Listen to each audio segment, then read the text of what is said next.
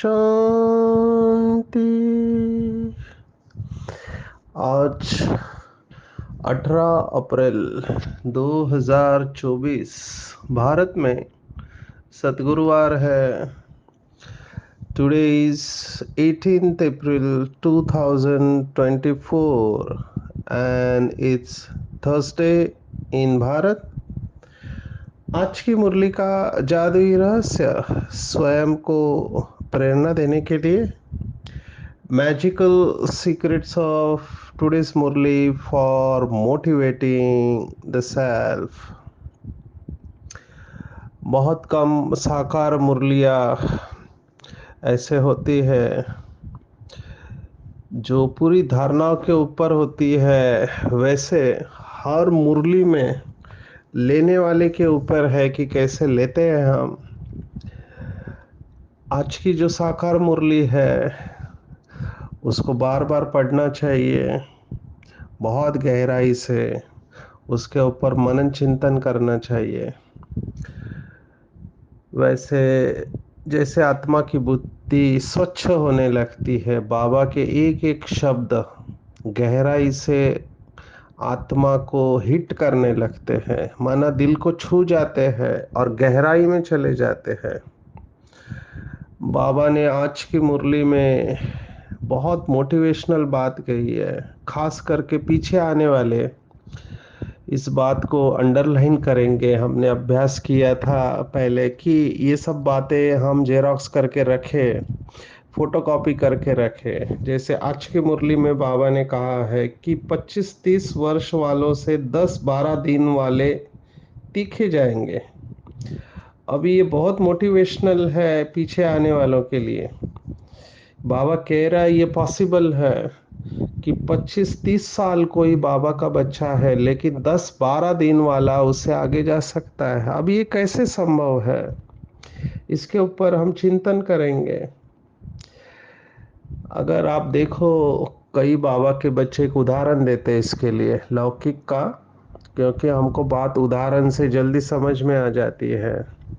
तो उदाहरण कौन सा देते हैं, तो वो लौकिक का ये उदाहरण देते हैं कि एक कागज धूप में पड़ा है सालों से, लेकिन उसको कुछ नहीं हो रहा है। वो सूर्य का प्रकाश उसके ऊपर गिर रहा है लेकिन वो जल नहीं रहा है।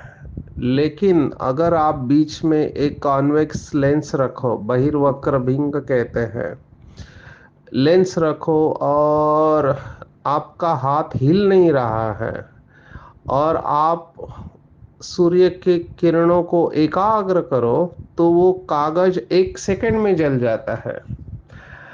अभी वो ये उदाहरण देने के बाद कहते हैं कि जो कागज धूप में था जल नहीं रहा था, तो ऐसा क्या हो गया कि 1 सेकंड में वो जल गया। तो जो पहले सूर्य का प्रकाश था वो बिखर रहा था, वो एकाग्र नहीं हो रहा था, लेकिन जैसे ही वो एकाग्र हो गया तो उसके अंदर इतनी शक्ति पैदा हो गई कि वो कागज जल गया। बचपन में बच्चों ने इसके ऊपर प्रयोग किया होगा। तो यही प्रिंसिपल यहाँ पर भी लागू पड़ता है। हम बहुत सालों से बाबा के बच्चे हैं। एक उदाहरण देकर कनेक्ट करेंगे। ये हमारे आदरणीय रमेश भाई जी ने बताया था क्लास में कि बाबा से वो मिल रहे थे। बाबा पहले हर एक से मिलते थे। तो एक दिन बाबा ने कहा एक आत्मा से कि बच्चे तुम्हारे कदम में पदम है। अभी जैसे ही बाबा ने ये कहा तो रमेश भाई का चार्टर्ड अकाउंटेंट का दिमाग, उन्होंने मन ही मन में संकल्प किया, बाबा कुछ भी बोलता है चने के झाड़ पर चढ़ाता है बच्चों को। तो बाबा ने रमेश भाई का संकल्प कैच किया और बाबा ने कहा कई बच्चों को बाप के ऊपर विश्वास नहीं है। फिर बाबा ने स्पष्टीकरण दिया कि आप जितना भी समय बीके लाइफ जीते हो, उसमें आपका बीज रूप अवस्था ये जो है कितना समय रहती है। समझो कोई 25 या 30 साल बाबा का बच्चा बन के अगर शरीर छोड़ दिया उसने, तो 25-30 साल में रियल हमारा जो मेडिटेशन होना चाहिए बीज रूप, वो बहुत कम समय तक होता है। माना it is in seconds and minutes, जिसमें हमारे विकर्म विनाश होते हैं, लेकिन हमारी प्राप्ति कितनी जबरदस्त है। आप सोचो, हमें पूरे कल्प की कमाई है और योग हमारा कितना कम है, और उसके आधार पर पूरे कल्प की कमाई है। तो जितना हम योग करते हैं उसके हिसाब से प्राप्ति जबरदस्त है। इसीलिए कहा गया है कि कदम में पदम है। तो ये दोनों बातों को जोड़ के आज की मुरली से हम ये प्रेरणा लेंगे, जैसे कि हम हमेशा सोचते हैं और हमने ये देखा है। आप किसी की भी बातें दुनिया में सुनो, क्योंकि मुझे बहुत लोग प्रश्न पूछते हैं, अपना ओपिनियन शेयर करते हैं। वेदों में एक प्रार्थना है कि let noble thoughts come from all sides. जो भी अच्छा आपको मिलता है उसको उठा लेना चाहिए। माना जो चीज अभी इसमें भी समझना है, हर एक शब्द का हर एक अपने बुद्धि के अनुसार अर्थ निकालता है। अच्छी चीज माना क्या? तो अच्छी चीज माना जिसके वजह से आप अपने मन और बुद्धि को शिव बाबा के ऊपर पूरी तरह से एकाग्र कर सके, वो सब अच्छा है। और जिसकी वजह से आप अपने मन और बुद्धि को शिव बाबा के ऊपर एकाग्र नहीं कर पा रहे हैं, तो वो सब विघ्न समझना चाहिए।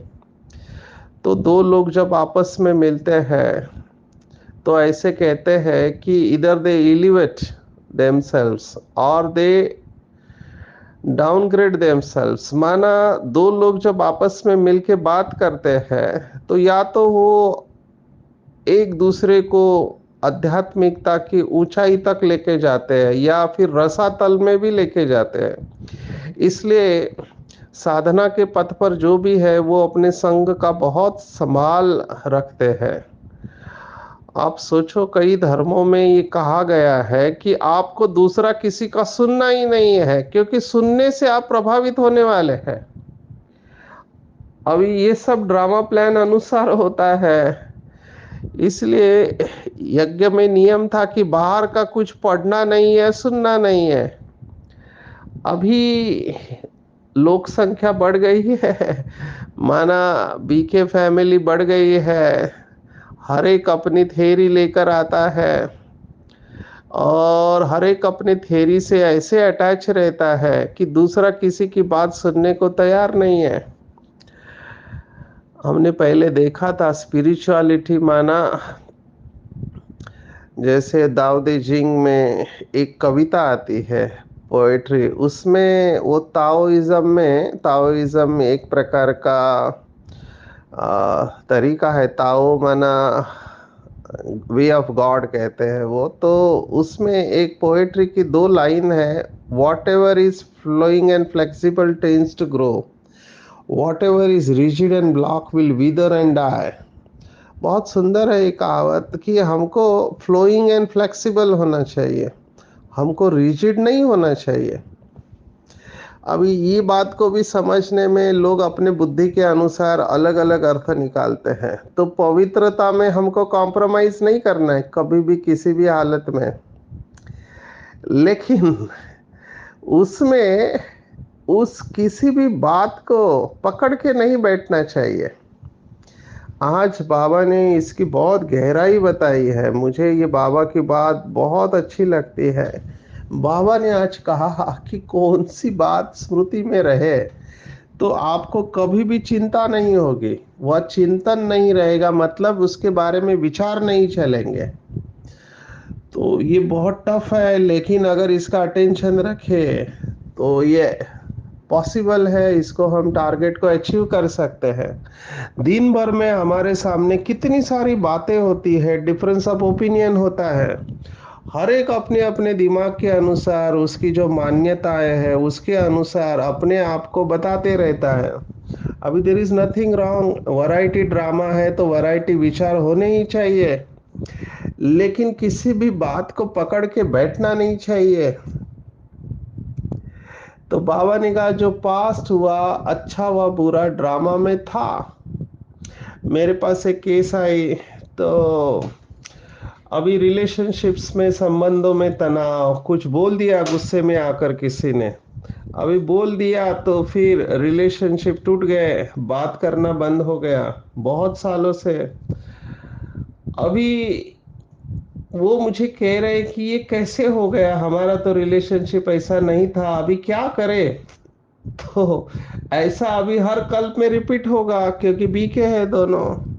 अभी ये बात ही उनको परेशान कर रही है। जो भी ड्रामा में होता है, बाबा ने कहा अच्छा व बुरा ड्रामा में था, फुल स्टॉप। बीती को चितवो नहीं, ये बहुत लोगों का आदत होता है, पुरानी बातों को बार बार याद करके अपने आप को और दूसरों को दुख देते रहते हैं कि तुमने ऐसा बोला, बोला तो बोला, सबके सामने बोला। और या तो फिर खुद याद करते हैं उन बातों को और दुखी होते रहते कि मैंने ऐसे कैसे बोला या मैंने ऐसे कैसे किया।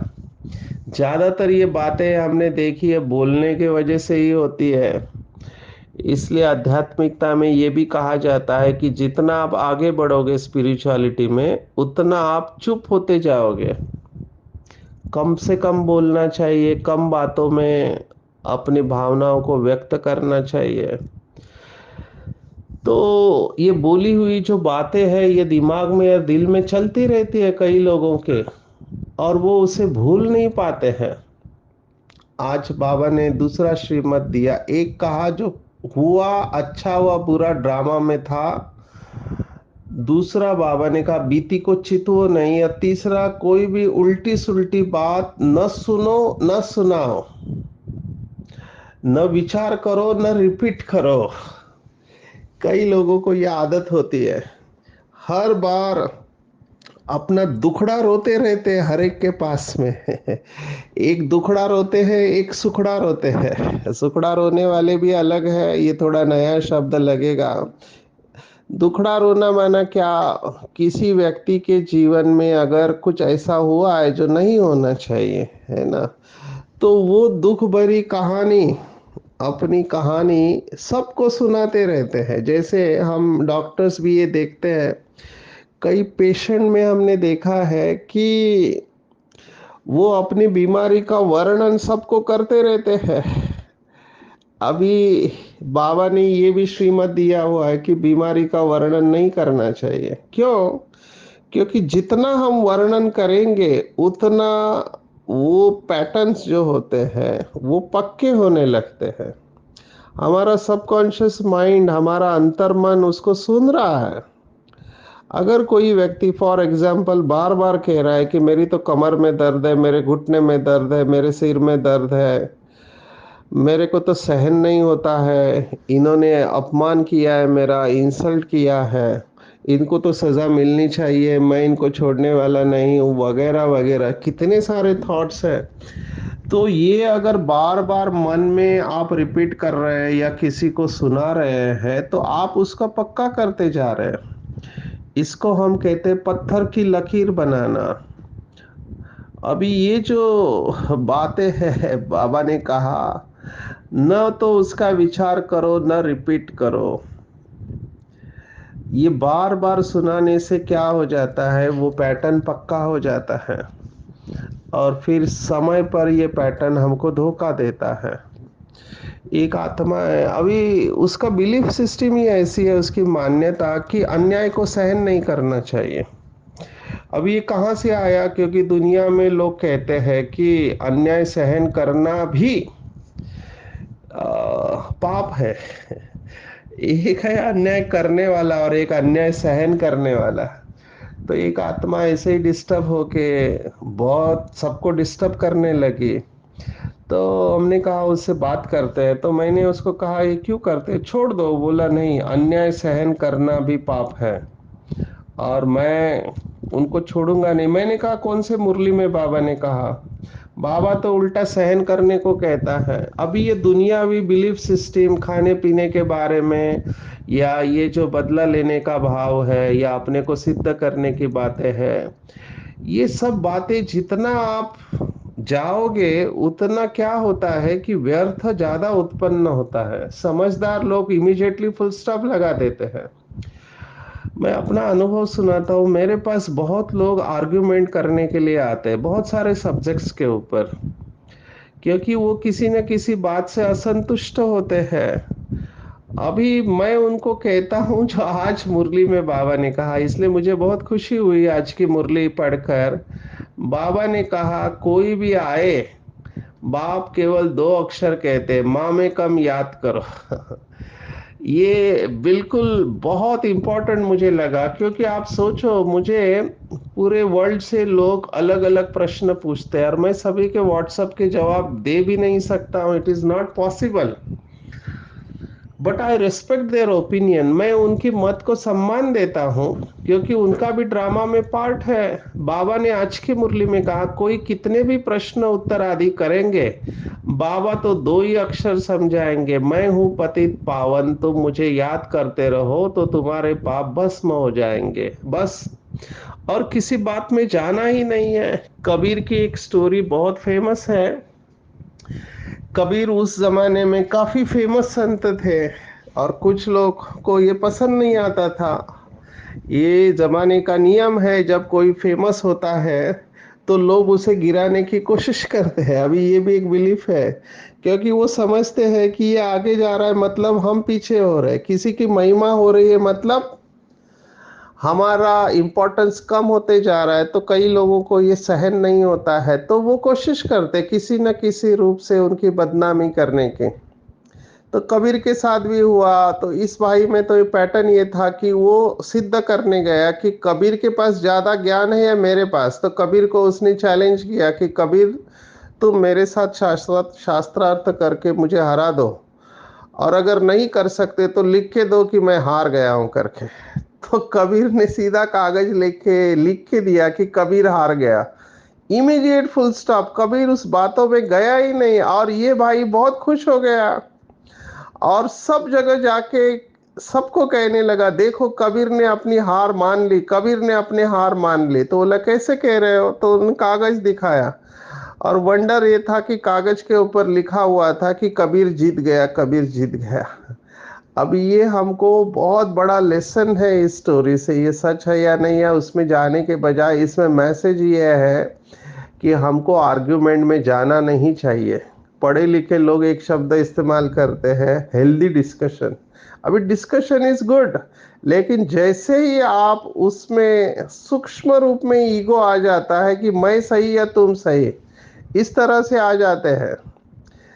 बार बार बाबा मुरली में कह रहा है कि डिफरेंस ऑफ ओपिनियन रहेगी, मत भिन्न रहेंगे, लेकिन मत भेद नहीं होने चाहिए। मत भिन्न हो सकते हैं पर मत भेद नहीं होने चाहिए, मन में भेद नहीं होना चाहिए। अभी मैं आपको रिसेंट उदाहरण देता हूँ। मधुबन में अभी एनुअल मीटिंग थी, जनरल बॉडी मीटिंग, और बाबा के सभी बच्चे पूरे भारत से आए थे। तो पूरे साल भर का प्रोग्राम थी और जो भी सेवा के समाचार है हम सुनते हैं। तो इस समय क्या था, 2000 के ऊपर, 2000 के लगभग भाई बहने आए थे। और जो मीटिंग हमेशा होती है वो कॉन्फ्रेंस हॉल में होती है जिसकी कैपेसिटी 1800 के करीब। तो अभी हमारे बहुत सारे वरिष्ठ दीदियाँ है, भाई है, दीदियाँ ज़्यादा करके टीचर्स बहने, उनके साथ एक केयर टेकर होती है बहन, तो संख्या ज़्यादा होती है। तो विचार ये आया कुछ लोगों का कि हम डायमंड हॉल में मीटिंग करें करके। तो बहुत वरिष्ठ भाई बहनों ने कहा डायमंड हॉल में मैनेज करना इजी हो जाएगा। लेकिन सभी ने अपना ओपिनियन दिया और लास्ट में फिर हमारी परम आदरणीय मोहिनी बहन जी है, तो न्यूयॉर्क की, उन्होंने कहा कि ये बहुत इंपॉर्टेंट मीटिंग होती है, कॉन्फिडेंशियल होती है, तो हमको कॉन्फ्रेंस हॉल में ही करना चाहिए। तो दो पक्ष बने, लेकिन लास्ट में हमने देखा वरिष्ठ भाई बहनों ने, जैसे हमारे आदरणीय ब्रिजमोहन भाई है, वो चाहते थे डायमंड हॉल में हो, और भी चाहते थे, लेकिन लास्ट में जैसे ही दीदी ने कहा उन्होंने हाँ कह दिया। तो ये हमको सीखना चाहिए कि आप मालिक बन के अपना राय देना चाहिए। तो डिफरेंस ऑफ ओपिनियन था, लेकिन जैसे ही फाइनल फिर मोहिनी बहन ने कहा तो सभी ने उसको एक्सेप्ट कर लिया। तो ये बहुत अच्छा तरीका हमको सीखना चाहिए। इवन हमारी आदरणीय मुन्नी बहन जी ने भी कहा कि नहीं, छोटे हॉल में ही होना चाहिए, क्योंकि बड़े हॉल में कंट्रोल करना मुश्किल होता है। तो ये हमको सीखना चाहिए, क्योंकि इसमें व्यर्थ नहीं जाता है हमारा। जैसे जैसे हम अप द लैडर जाते हैं, हमारी जिम्मेवारी बढ़ती है। आप किसी भी एडमिनिस्ट्रेटर से पूछो जो बड़ी पोस्ट पे रहे हुए हैं, उनको क्विक डिसीजन लेना होता है। आज मेरे पास टाइम कम पड़ेगा, क्योंकि आज मैं डीन से मिला। मैं इस समय गुजरात की तो जर्नी पे हूँ, जो मुंबई से नज़दीक है। तो डहानू रोड के पास एक बहुत बड़ा मेडिकल कॉलेज इंस्टीट्यूट वेदांता, उनके डीन से मिला। बहुत लंबी लाइन थी, अभी कितने सारे इश्यूज लेके। फिर दूसरा एक सिलवासा यूनियन टेरिटरी, उनके डीन से मिला, क्योंकि कॉन्फ्रेंस और विहासा के प्रोग्राम के लिए मैं इस टूर पे हूँ। तो मैंने देखा इनके पास कितने इश्यूज आते हैं दिन भर में। ये डीन के पोजीशन पे है, कितना डिस्टरबेंस होता है, लेकिन ये सेकंड में डिसीजन लेके क्विक डिटैच हो जाते हैं। अगर इन बातों को इन्होंने दिमाग में पकड़ के रखा तो ये स्ट्रेसफुल हो जाएगा।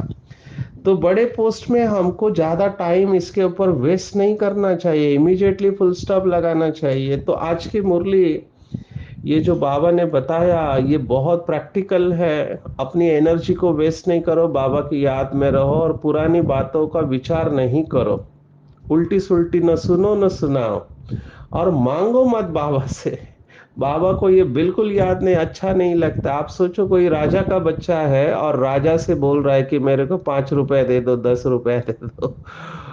राजा कह रहा है कि मैंने तुम्हारे लिए सब भंडार खोल दिए हैं, तुम दाता बनो, और ये मांग रहा है।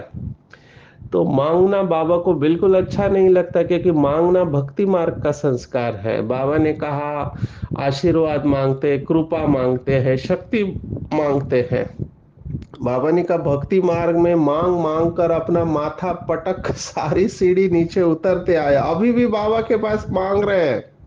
तो मांगना नहीं है, अधिकार से लेना है। बाबा ने हमेशा अधिकार की बात कही है, मांगने की बात नहीं कही है। हम समझ सकते हैं, ये भक्ति मार्ग का बिलीफ है। मैंने देखा कई वीआईपी पहली बार बाबा से मिलने आते हैं, तो बाबा कहते ये सेवा करोगे, तो वो कहते हैं आपकी कृपा है तो जरूर करेंगे। अभी वो भी भक्ति मार्ग का बिलीफ है। वो समझते भगवान की कृपा से सब कुछ होता है, और भगवान यहाँ कहता है मैं किसी के ऊपर कृपा नहीं करता, मैं किसी को फेवर नहीं करता है, मैं केवल ज्ञान देता हूँ। और ज्ञान यही है कि आत्मा समझ के बाप को याद करो। देखो ये इतनी सिंपल सी बात फिर भी सबसे होती नहीं है, क्योंकि बार बार बॉडी कॉन्शियसनेस में आ जाते हैं। तो बॉडी कॉन्शियसनेस में आने से आत्मा का भान भूल जाता है, और फिर पुराने संस्कार इमर्ज हो जाते हैं। आज बाबा ने तो डांटा भी है, क्योंकि कोई छोटा बच्चा रो रहा था क्लास में, तो बाबा ने कहा ये यूनिवर्सिटी है, यहाँ पर छोटे बच्चों को लाना नहीं है। अभी सेंटर पर तो कई सारे आते हैं तो बहनें संभाल लेती है, लेकिन यूनिवर्सिटी का अपना डिसिप्लिन होता है। बाबा के भाव को समझना चाहिए। बाबा ने एक बार मुरली में कहा था जो सोशल सोशल वर्कर माताएं हैं, उनके भी बच्चे होते हैं, लेकिन वो बच्चों को संभालते हैं किसी न किसी तरीके से, और सोशल सर्विस में वो ज्वाइन हो जाते हैं। ठीक है ना? तो ये यूनिवर्सिटी है, यूनिवर्सिटी में डिसिप्लिन से चलना चाहिए। आज की मुरली में और एक बात बाबा ने टच की, जो कल के मुरली के साथ भी जाती है। जैसे हमने 16 तारीख की मुरली में देखा, बाबा ने कहा था कि अहंकार नहीं आना चाहिए। अब ये अहंकार बहुत सूक्ष्म होता है, इसके ऊपर सभी चिंतन करेंगे और करते भी होंगे। मैं इसके ऊपर विशेष अटेंशन देता हूँ, क्योंकि मुझे बहुत बार ऐसे लगता है कि सूक्ष्म में अहंकार हमारे अंदर आ जाता है। तो बहुत अटेंशन रखता हूँ कि कहीं अहंकार नहीं आ जाए, क्योंकि हमको पता ही नहीं चलता है कि हमारे अंदर अहंकार है करके। इसलिए बहुत नम्रता का गुण धारण करना चाहिए। आज बाबा ने कहा, फिर से याद दिलाया कि कई लोग समझते हैं हमने शिव बाबा को यज्ञ में इतना दिया। तो बाबा ने कहा, बच्चे ये गलत शब्द है। दिया या लिया कौन सा शब्द ठीक है? जो पूरी दुनिया को देता है उसको आप क्या देंगे? हम इस पात्र ही नहीं है कि उसको हम कुछ दे सकते हैं। तो ये मैंने दिया, ये शब्द हमारे मुख से कभी निकलना नहीं चाहिए। हम हमेशा ये समझे कि बाबा हमको भरपूर कर रहा है, हम दे नहीं रहे, हम ले रहे हैं बाबा से। क्योंकि दे क्या रहे हैं और ले क्या रहे हैं? हमारे पास जो भी कूड़ा कचरा है, ये विकार है जिसके वजह से हम इतने दुखी हुए हैं, उसको बाबा को दे रहे हैं। एक मुरली में बाबा ने कहा था, जो भी पैसा आप धन भी दे रहे हो वो भी ब्लैक मनी है। क्योंकि कहाँ बचा हुआ पैसा है। मैंने ये देखा कोविड के वक्त जैसे ही, कोविड के वक्त नहीं, उसके पहले जब ये भारत में नोटबंदी आई थी, तो दूसरे दिन देखा हमने बाबा के कमरे में 500 के नोट आ रहे हैं। तो मैं वंडर खा गया कि अभी तक ये नोट कहाँ पे थे। जैसे ही बंदी हो गई, देना चालू किया। तो बाबा को तो ये बातें समझ में आती है। तब ऊपर से डायरेक्शन आया कि ये नोट लेना नहीं है, क्योंकि गवर्नमेंट भी इसको एक्सेप्ट नहीं करेगा। तो कहने का भाव है कि दिल बड़ा रखना चाहिए, और सच्चे दिल पर साहब राजी होता है। इसलिए बाबा ने आज कहा कि साहूकारों को दान नहीं दिया जाता है, गरीब को दान दिया जाता है। और अभी जो साहूकार है वो गरीब होंगे, और अभी जो गरीब है वो साहूकार होंगे। ये ड्रामा का जो भी कहो आप, नियम है। तो कभी भी ये थॉट नहीं आना चाहिए। और अगर योग का चार्ट अच्छा रखना है, मैं जिसके ऊपर अटेंशन रखता हूँ, ये हिंसा की बात आई थी, तो बाबा ने आज कहा सूक्ष्म बात कि गुस्सा करना भी हिंसा है, या सेमी हिंसा। बाबा का शब्द है, गुस्सा करना भी हिंसा है, फिर सेमी हिंसा कहो, कुछ भी कहो। यहाँ तो बिल्कुल अहिंसक बनना है। अभी मैं खुद अपने आप को चेक करता हूँ, बहुत जगह पे देखता हूँ, बहुत सारे भाई बहनों को गुस्सा आता है। तो बाबा क्या चाहता है हमसे कि हमसे ये नहीं निकले? अभी इसके पीछे बहुत बड़ा राज है, समय कम पड़ेगा। बाबा के बच्चे सर्वशक्तिवान बाप के साथ जुड़े हुए हैं। अगर गुस्से में हम किसी को कुछ बोल देते हैं, तो हम उस आत्मा को श्रापित कर देते हैं और अपना अकाउंट क्रिएट करते हैं। तो मनसा वाचा कर्मणा, खराब बात नहीं होनी चाहिए, बाबा ने कहा। इवन पुलिस वालों को भी बाबा ने कहा, युक्ति से जितना हो सके प्यार से काम निकालना चाहिए। मैंने ऐसे बाबा के पुलिस वाले बच्चे देखे हैं, बहुत सुंदर, मुझे दिल से दुआएं निकलती है। अभी है पुलिस में काम, लेकिन फिर भी बहुत शांत है। तो ये प्यार से काम निकालने का गुण हमको यूज करना चाहिए। आज के मुरली का वरदान बहुत गहरा है।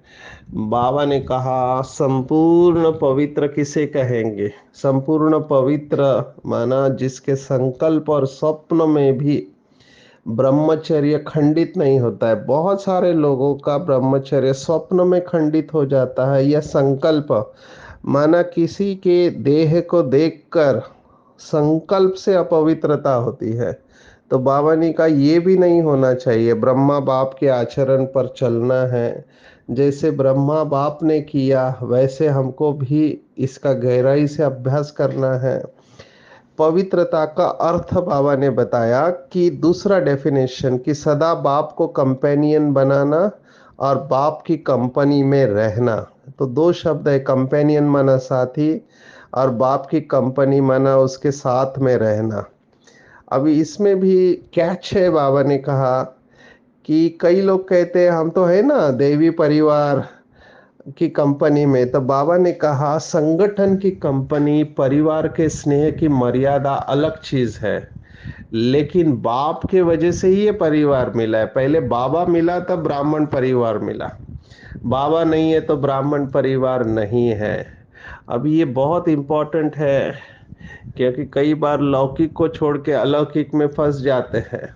तो बाबा उसी की ओर इशारा कर रहा है कि बाप बीज है, और बीज को कभी भूलना नहीं है।